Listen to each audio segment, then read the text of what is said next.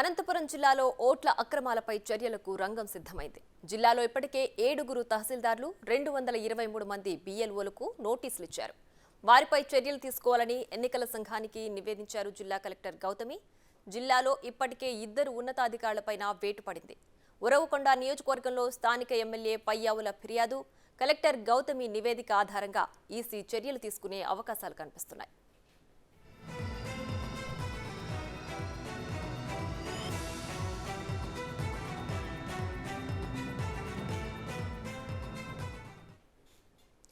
ఇక ఇదే అంశానికి సంబంధించి మరింత సమాచారం మా ప్రతినిధి యోగానంద్ అందిస్తారు. యోగానంద్, చెప్పండి, అనంతపురం జిల్లాలో ఓట్ల అక్రమాలకు సంబంధించి చర్యలు తీసుకున్న డీటెయిల్స్ ఏంటి? ప్రియా, ఉరవకొండలోని ఓట్ల అక్రమాలపై గతం నుంచి పోరాడుతున్న పయ్యావులు చేసి బిగ్ రిలీఫ్ గా చెప్పొచ్చు.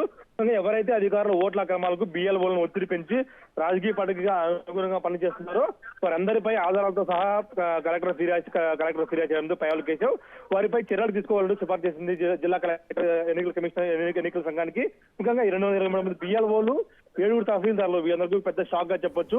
వీరిపై రేపో మాపో ఖచ్చితంగా వేటు పడే అవకాశం ఉందంటూ కూడా వార్తలు వస్తూ ఉన్నాయి. ముఖ్యంగా దాదాపు ఇంతకు మునిపే ఇద్దరు ఉన్నతాధికారులపై కూడా చర్యలు తీసుకున్నారు, సస్పెండ్ చేస్తూ జీవో జారీ చేశారు.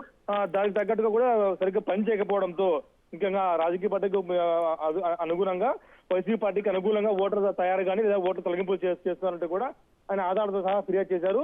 ఈ ఫిర్యాదు పరిగణలోకి తీసుకున్న జిల్లా కలెక్టర్ ఎన్నికల సంఘానికి నివేదించింది. గత 3 రోజుల క్రితమే నివేదించినా కూడా ఆలస్యంగా వీళ్ళకి వచ్చినట్టు తెలుస్తోంది.